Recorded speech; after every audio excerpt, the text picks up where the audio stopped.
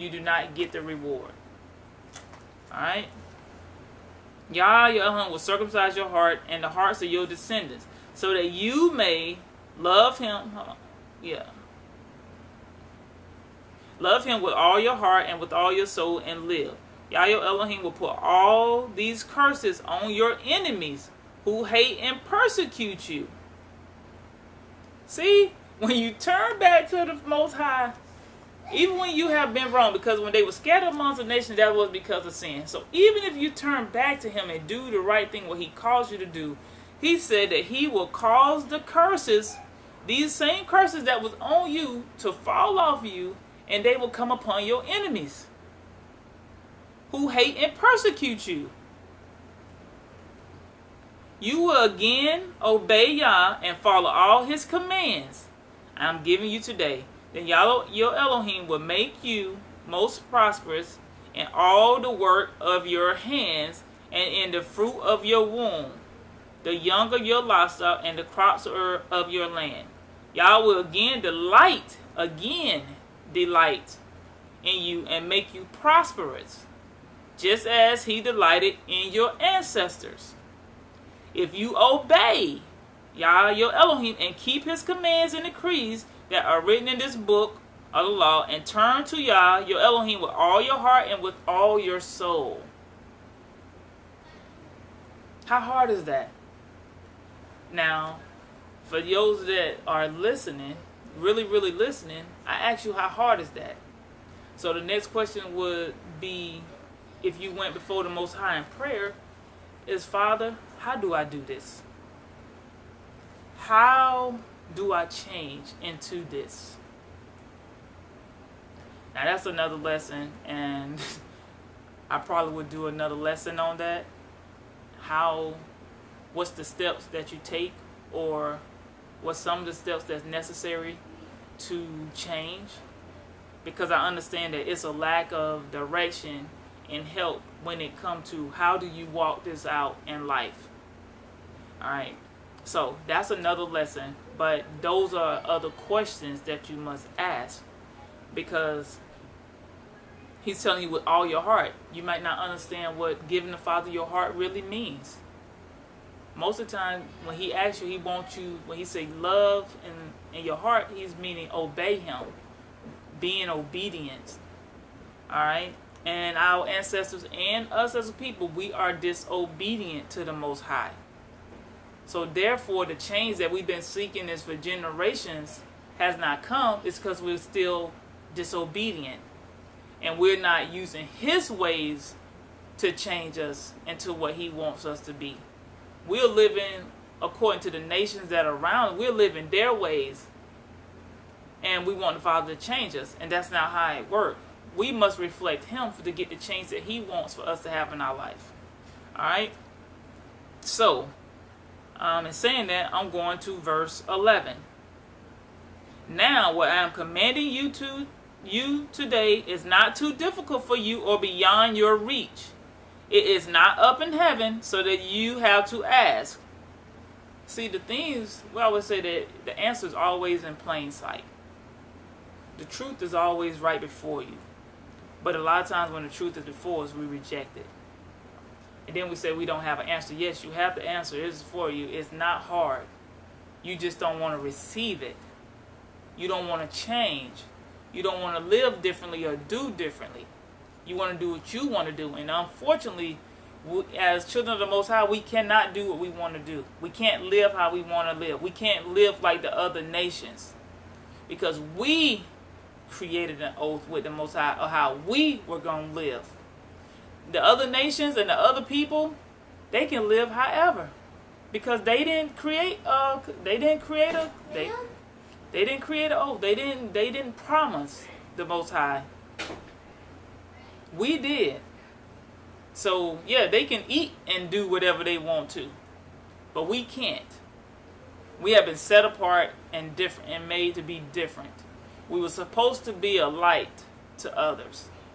But unfortunately, because of disobedience, instead of being leaders, we are now what you call like the slave, the least. With the tail, not the head, is what we were supposed to be. Instead of other nations copying us in the way that we were supposed to walk out what the Most High calls us to do, we're copying other nations. So everything is backwards in the way that's supposed to be. Alright? So, verse 12. It is not up in heaven so that you have to ask, who will ascend into heaven to get it and proclaim it to us so we may obey it? It's not in heaven, it's here. It's here on earth with us. Alright? Nor is it beyond the sea so that you have to ask, who will cross the sea to get it and proclaim it to us so we may obey it? No, the word is very near to you. It is in your mouth and in your heart so you may obey it. See, there are other books out there that have been taken and hidden. Alright, but the Bible may not be the complete story to those that have read other books, but it gets the job done. It may not be the complete story, but it's enough that the Father can use it to help deliver you. To deliver anyone, He can use the Bible. It's like, if you read other books and stuff and you look at the Bible is almost like a summary of certain things, because some things have been taken out or hidden. So, to those that know, once you read and see these things, you see that even though man has tampered with this book, the Father still can make it work for your good. He still uses it to help you. Alright? So, because He's here and He's still helping us, even with something that they tampered with, it's still working for our good. It's still useful and it's still helpful and it's still alive.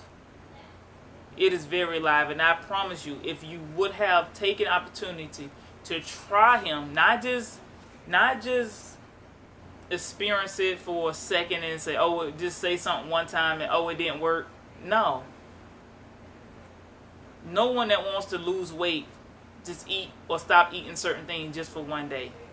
Sometimes it takes months or years. And then once you do lose it, guess what? You can't go back to what you were doing, because all you're going to do is gain that weight back.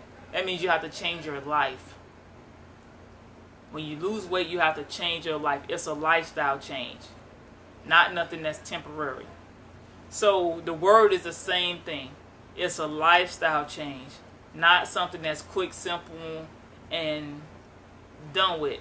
No, it's for life. You're supposed to become a reflection of it in life. You can't go back to the old way of living and doing things, especially when you want different, or you want different for your kids or for future grandkids or whatever it may be. So that's what you have to understand this. Like I said, you see how I'm stopping in the middle of reading. I'm sorry. I told you I'm going to let the Spirit lead and guide me as what to say and how to hopefully explain it in a way that I can help you understand it. I'm trying to help reach you. Because I remember at one point I didn't understand. And I was reading, but I didn't comprehend what was saying until I started seeking the Most High for myself. Or seeking Yeshua for myself, because the only way you can get to the Father is through Him. So yeah. So I'm going to go back to 15. I'm sorry. See, I have set before you today life and prosperity, death and destruction. For I command you today to love Yah your Elohim. See again, love. Love, I told you, can mean obedience. Not the same love that we say or what we do when we say I love my kids. No, the Father's love is, it's the same but different. His love is not an emotion. We live according, for some reason, the enemy has tricked us into living by our emotions. And our actions are reflective of our emotions. We're not supposed to live according to our emotions. Alright? So, to walk in obedience, okay, I'm going to start back over at 16. For I command you today to love Yah your Elohim, to walk in obedience to Him, and to keep His commands, decrees, and laws. Then you will live and increase, and Yah your Elohim will bless you in the land you are entering to possess. See? all these things can happen for you. But, it's a but. He said, I set before you today life and prosperity. Life and prosperity is one. Death and destruction is two. How is your life, which or how is your life a reflection of? Or what is your life a reflection of? How are you living? Are you living in a way that the Father say it would bring prosperity and life? Or are you living a sinful? How are you living? Because if you're living a sinful life or doing things that is opposite of what he called us to live, then you are bringing death and destruction on your life and your family life and for generations to come. So you have to understand what life and prosperity means. And you also have to understand that what ways lead to death and destruction. This is real. Because when I first started off, I started my lesson, are you fed up yet? What are you going to do to turn this around? What must you do? And I'm showing you what you must do to turn things around in your life, or as a people, what we must do to have certain things fall off of us. Alright? We must change the way that we are living. We must become obedient to the Most High so he can turn back and help us. Long as you keep doing it, as long as you keep denying the Most High, all you're doing is staying in that same place that you're trying to get out of. You're going to be in there longer and longer and longer until you get some understanding of this. Alright? Because people can tell you, but you can't make someone do. I can share this with you in scripture, but I can't make you honor it. I can't make you understand. I can't make you do it. Alright? So, verse 17. But if your heart turns away and you are not obedient, and if you are drawn away to bow down to other gods and worship them, I declare to you this day, he said, declare to you this day, that you will certainly be destroyed. You will not live long in the land you are crossing. It said the Jordan to enter and possess. This day I call the heavens and the earth as witnesses. They witnessed, like I said, Israel and the Most High created an oath between the two. The Father upheld his part of it. Israel did not uphold their part of it. But the Father is still honoring his. Because he said that if you obey me, then life and prosperity or blessings will fall on you. But if you disobey me, then death and destruction will come upon you. So if Israel disobeyed, did not the Father still fulfill that which he said he was going to do? So because they disobeyed, he said this will happen. Didn't it happen? Death and destruction. Want you in captivity? Haven't we been in captivity, whether in all type of ways throughout generations? Because of what? Disobedience. But he honored it because you can have one or two. So because you didn't do number one, you got number two. So you can't be mad when all this stuff is happening. And it's happening because of the sins of our ancestors and because of our sins. But we want to say that there's no God and that or there's no Elohim, and that how can someone like that allow this to happen to us as a people year after year, decade after decade, generation after generation? And the answer is the Father didn't reject you. We rejected him. He's not the problem. We are the problem. He don't got to change. We must change.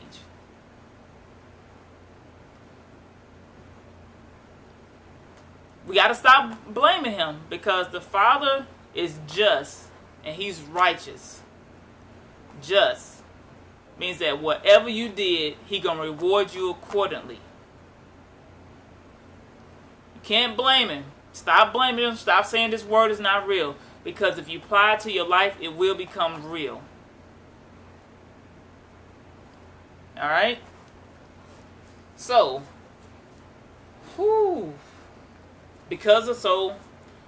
I went over. We are the chosen ones that He chose because our disobedience and our continued disobedience. Because what other group of people or nation keep having to go through the same thing over and over again, generation after generation? What other nation of people keep having the same problems? What other nation seem like you can't stand up for keep falling? The more you try to rise up, keep getting pushed back. What other group of people? Now, this lesson is not about who the real chosen people is, but it has something to do with why things are not happening in our life. Why police brutality, why black on black crime, why it seems like we keep getting the short end of the stick no matter what we do. So it has something to do with it because it goes back to, like I said, the promises. And it goes back to the disobedience. And I'm trying to tell you, we must change that and we must become obedient so that the destruction or calamities that have been called forth over us or put, because no man can save us. When the Father has set something in place, no man or no person can take it off or remove it. Only the Most High can remove it.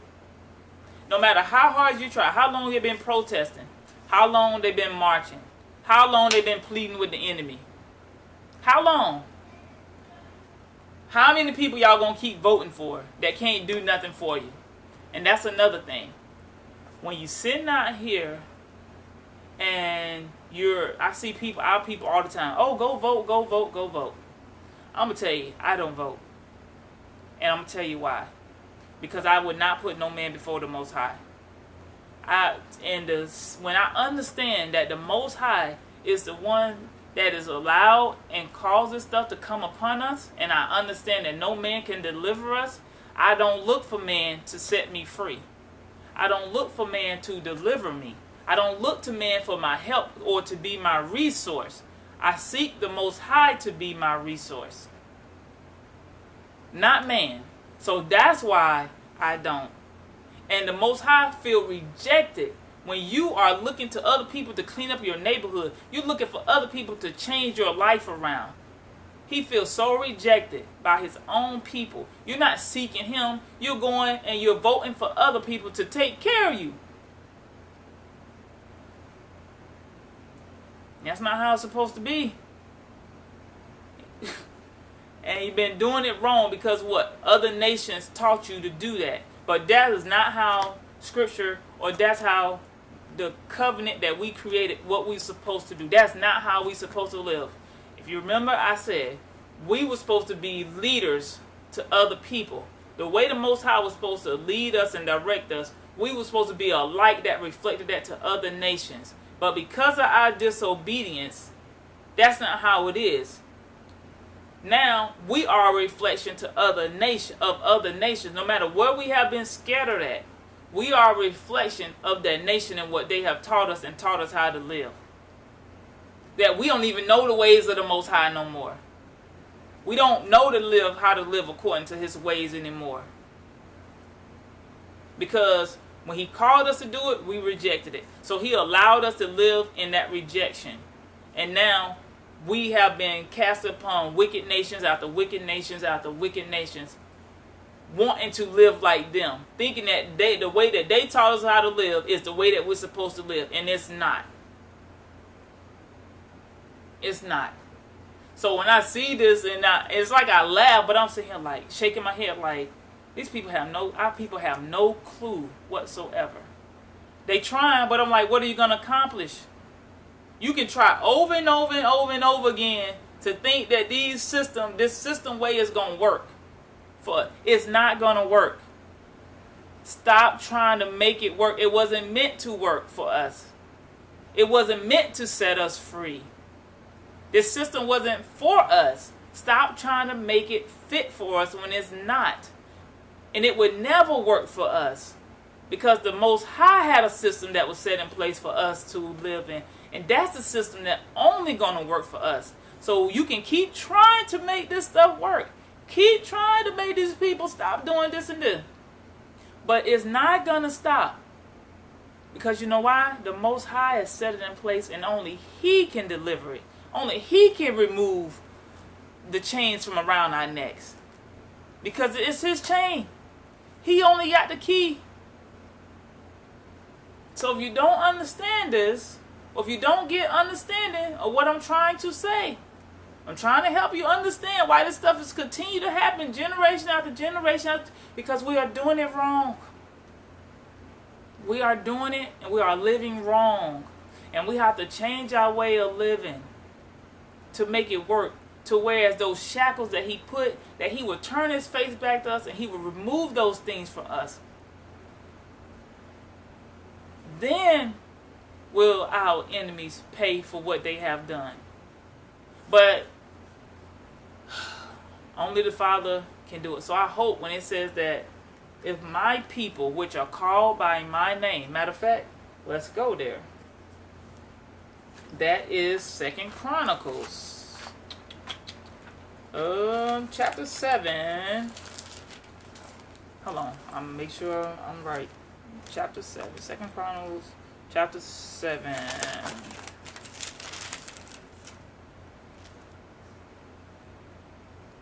Alright. Alright, yep, 2nd Chronicles. I'm going to start from chapter 7, verse 12 through 16. Then it says, and this is the Father talking to Solomon. And Yah appeared to him at night and said, I have heard your prayers and have chosen this place for myself as a temple for sacrifices. Alright. When I shut up the heavens so that there is no rain, or command locusts to devour the land, or send a plague among my people, if my people who are called by my name will humble themselves and pray and seek my face and turn from their wicked ways, then I will hear from heaven and I will forgive their sin and will heal their land. Now, my eyes will be open and my ears attentive to the prayers offered in this place. I have chosen and consecrated this temple so that my name may be there forever.